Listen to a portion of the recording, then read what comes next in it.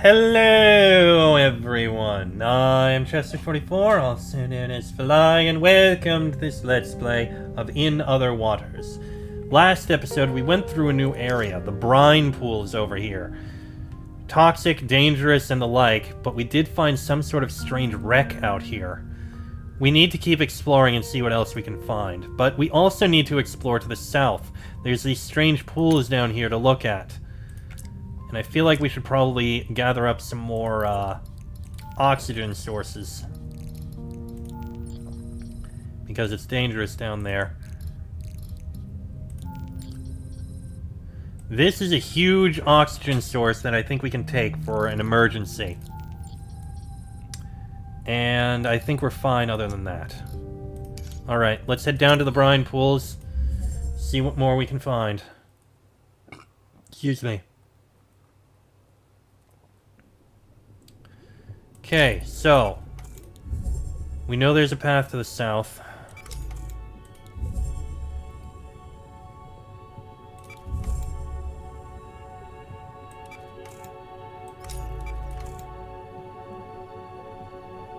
And to the east.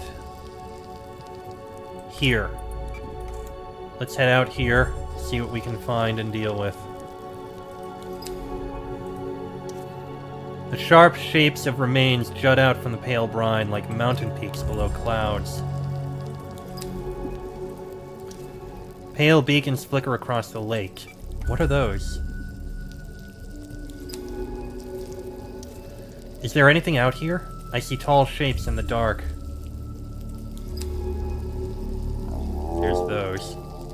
The sand between the pools runs down into the lake. Is this island being slowly swallowed, or is that just my paranoia? The creature has shed its bubble crest out on this desolate island. The carrier is nowhere to be seen, perhaps lost to the brine. Let's take a sample. What is this?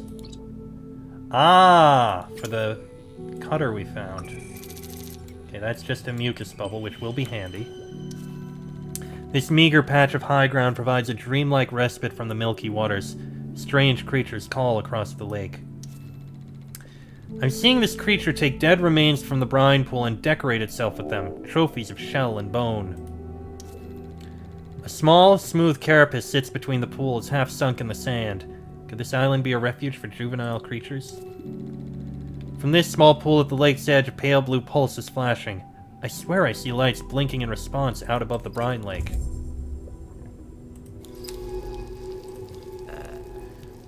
Let's take this sample. Another brine shell.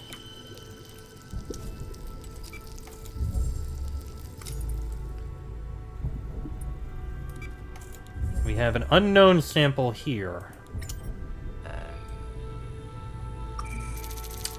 Definitely unknown. This is young carapace, a stony carapace shed by a creature near the brine pools.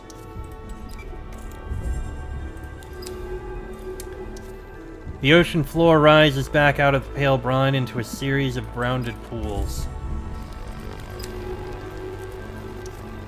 I swear I can hear the brine eating away at the suit. And this just heads back out into the lake. Back out of the lake. Don't worry, I'm headed out. Looks like that's all we have there. I'm going to take a teleport back. Deposit the things we found. There must be more out here to find.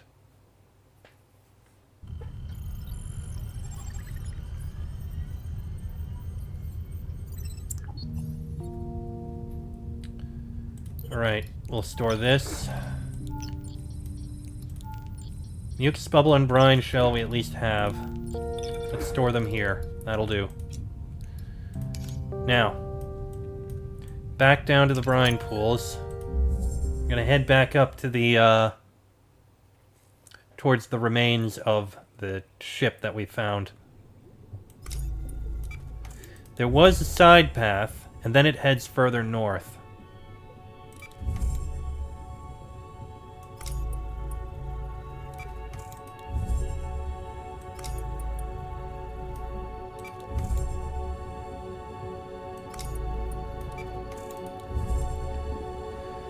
strange thing is, there are still creatures that we haven't found. More of the crabs and the ones and the really tall ones. Oop, there we go. Lung crest, we're calling this. I'd like to call these lung crests. Those bubbles they carry on their backs are so cumbersome. A shelled, crab-like creature which scavenges the ocean floor in search of nutrients, carries a mucus-lined bubble on its back. Blue smears glow faintly on the remains piled on the strider's back. Are these bioluminescent creatures or a chemical phenomena? A warm glow lights the cracked and corroded skin of the twisted plates in sharp relief. Oh. Significantly taller than the Bloom's fans, these creatures seem to favor the rocky substrate of the ocean floor's basalt pillars. Each of the wide petals has patterns of stomata and stamen across its surface, and from these, some kind of pollen is drifting out in clumps. The fan has tucked itself into the side of a vast corroded plate, forming an oasis in the shadow of the wreck. And fronds crowd this piece of debris, some eaten away by the local grazers. Broken limbs lie all around. We could sample one of the smaller pieces. Well, you have a couple sample candidates here. Nice.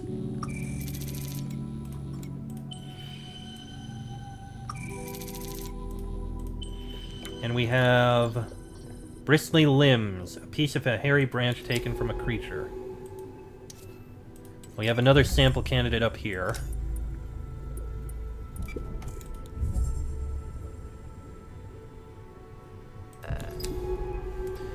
Nothing else there. Let's take this sample. Another fan sheath. Looks like we've taken one of them already. Alright. Now we need to make our way through the ruined ship and hopefully find something else there. Hopefully we'll be able to find one more of these creatures, or more of these fans.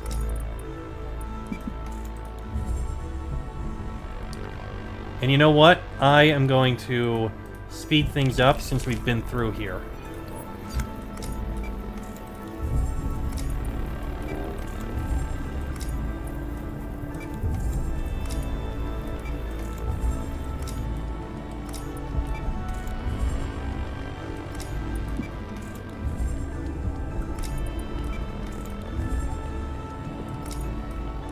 This is the new spot.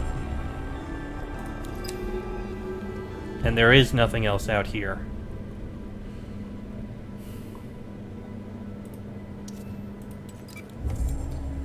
Somewhere around here must be another one of those creatures we need to identify. It can't just not be here.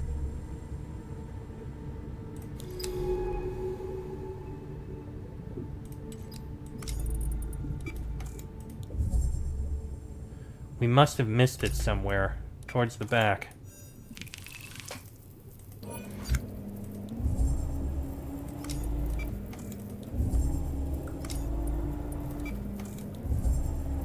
But then there must also be a location for more of these fronds somewhere.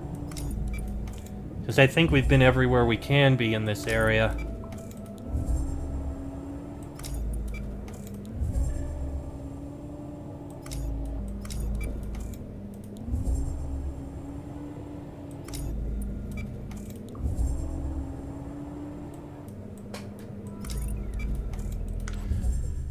And yet there must be another.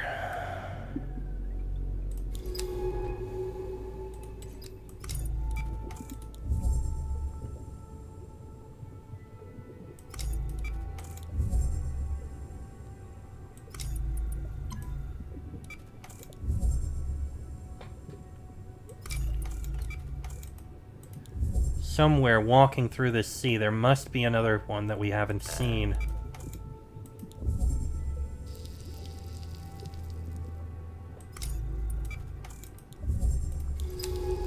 There! Brine Strider. Now we have it.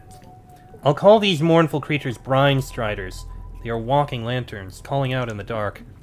A stilt-legged, crab-like creature that clears the brine pool of dead remains, providing a habitat for growing life on its wide shell. Alright. I think we've scanned everything we can in this area.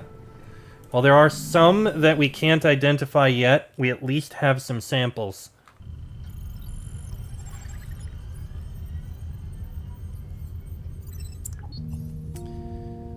Alright, let's put the rest of these samples in here.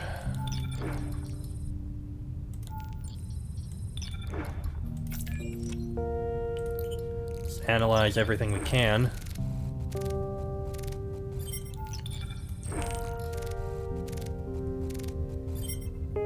No relevant entry found for that. Well, we haven't really found enough of the fans, I guess.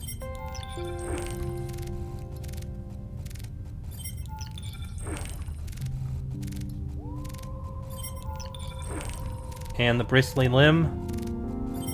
Brine eaters. Okay. So we have plenty of information. The only thing we haven't analyzed is the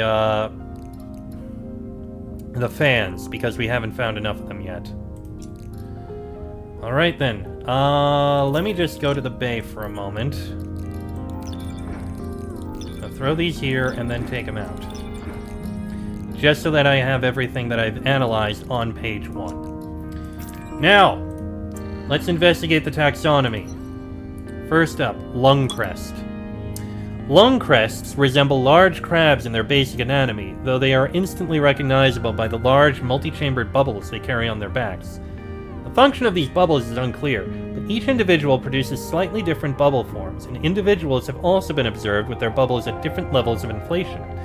They seem to be filled with gas, but without analyzing one directly, we cannot know which gases. To feed, lung crests use their complex mouthparts to chew up silt and rock, slowly and systematically working through their territory. These territories seem to be unique to each creature, and I have yet to see one lung crest trespassing on another individual's garden. A direct sample of their mucus bubbles might help us understand more about their behavior. Which we found. After analyzing a shed lung crest bubble, it has been possible to analyze its contents. The majority of the bubble is filled with oxygen, with some amounts of methane, nitrogen, and carbon dioxide. It seems that in its processing of minerals and compounds found in the silt and rock of the ocean floor, lung crests are able to produce and process these gases, perhaps with the help of a bacterial symbiont living inside their bodies. What are they producing these bubbles for? It could be that they are defensive structures, able to be shed and popped when the relatively slow-moving and vulnerable lung crests need to escape. But then why the carefully managed cocktail of gases? Further investigation is needed. In particular, we should look to inspect a lung crest shell. Which we did, and we found. Sampling a lung crest shell has made the function of their mucus-lined bubbles clear. After seeing lung crests scavenging around and even entering into the brine pools, it seems obvious that their bubbles are in fact natural scuba gear, allowing them to move around the anoxic environment of the brine lake. The shell confirms this with a clear vent in the shell, which allows the lung crest to access the gas within the bubble without breaking it. This unique evolution means that despite their slow speed and sheer ignorance of what goes on around them, lung crests are highly resilient, their thick shells and bubble crests together forming a kind of analog of my own dive suit. I'll be sure to say hello to these fellow divers the next time we visit the brine lake. Okay, so this is mucus-lined bubble crest, thick protective shell, armored limbs. Okay, that's kind of interesting. And now the brine strider. Brine striders are towering crab-like creatures which live among the brine pools. Their tall, reed-like legs keep their carapace from the toxic waters that claim most other creatures. The bones and shells of creatures that die to the brine pools adorn the strider's carapaces, pulled from the brine by a pair of extended claws. Among these rocky piles, smears of bioluminescence glow blue. This pulsing life, whatever it is, finds shelter in the remains the striders collect. But why do the striders make these creatures a home in the first place? I'm also curious how, if the striders are vulnerable to the brine, do adolescents reach the heights required to survive? In order to understand more about these obscure creatures, perhaps we need to analyze the glowing, brine-clogged remains they gather. Which we've done. Analysis of a brine-clogged shell reveals a complex chain of chemical reactions. Among this chemical richness, a form of extremophile bacteria feeds on the brine's chemical traces. When the striders collect these remains, they also collect the bacterial colonies that live on them. Removed from the brine, but still feeding on the chemical-saturated shells and bones, these bacterial colonies produce a bright glow, a side effect of their metabolism. Do the Striders know that they are turning themselves into pale beacons? What is the nature of the relationship between these bacteria and the Striders? I need to understand more about the life cycle of a Strider and how they grow to such heights. And now we have theories. Analysis of a juvenile Strider's carapace paints an enigmatic but beautiful picture. The adornments of shell and bone only begin as the brine Strider matures, each arrangement being the life's work of that individual. Though the Striders often live apart from each other, it seems that they still communicate. Their adornments, which grow taller and brighter, act as beacons. They can signal for food, signal to mate, they keep company from afar. Gathering the remains in their glowing bacterial colonies is a ritualistic process, a way for each of these large and ponderous creatures to create an identity within this ecosystem, through a living, growing work of biological sculpture. Oh wow! 4 to 6 meters tall! That's 12 to 18 feet. These things are tall. Dang. Okay, and now we have Cetophoria, the Brine Eaters. Brine Eaters are hairy, frond-like creatures that live in clumps around Gliese 667cc's deep ocean brine pools. Looking like large, dark, overgrown ferns, they sway their branching limbs through the pools, whisking the cloudy brine as they do. Each frond is thick with bristles, which are often caked in a bright orange substance that reacts to the brine on contact, brightening as it does. What exactly the substance is or does is difficult to tell, but it seems that the eaters intentionally foster its growth on their limbs, using their matted hair to keep it attached. Individual eaters can be hard to isolate from the clumps they live in, making additional observations difficult. Understanding more about these creatures will require us to gather some samples, which we have. Analyzing samples of the bacteria which grows among the hairs of the brine eaters' fronds has shown that it is their main source of nutrition. This bacteria, which is extremophile in nature, is able to metabolize the toxic brine the eater dips it into. The eater repeatedly dips the bacteria into the brine in order to regulate its growth, with each dip causing a rapid increase in reproduction within the bacterial colony. When the eater's limb is thick with orange microbes, it then wipes it across another frond, where much of the bacteria is quickly digested by the creature, leaving just enough behind on the limb to regrow the colony. It seems the name brine eater is a misnomer. It is the bacteria which eats the brine, and eaters just consume the bacteria. Interesting. Inspecting the tissue of a brine eater shows that despite a full nervous system, they have no central brain. In fact, regeneration present in the tissue sample suggests that a brine eater could be regrown from just a single piece of an individual, and is highly resistant to predatory damage. With no central self to orient themselves around, brine eaters are a highly resilient form of life, which is perhaps how they have come to exist in one of the harshest environments of Gliese 667cc, the shore of a brine lake. They are so resilient, in fact, that I would expect that brine eaters and their variants might be found all across this ocean, each one grown from the smallest fragment of one original individual deep in the past of this planet. Okay, that is definitely very interesting. And I find it very interesting the way it eats. It basically managed to cultivate bacteria in a way. That's actually very clever. Almost brilliant, even. Huh. Well, nothing else here at the moment. I should probably adjust what I'm carrying on me. This nest fragment is absolutely fantastic for oxygen. I can leave the brine shell back, and if that's 70%, I think I can leave the sphere fragment back too, so I can use this fragment when I need to. This nest fragment. That's going to be incredibly helpful as an emergency for the nest, and that's an emergency power source. Is there anything that would give more?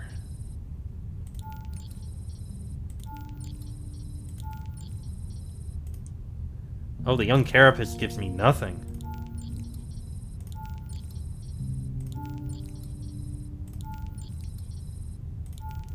It's oxygen.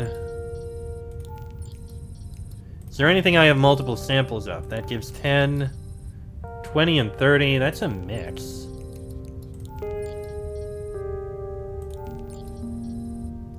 Yeah, aside from the stalk route... Oh, striped egg. But no, I'll keep the spark colonies. Those seem to be the best for power.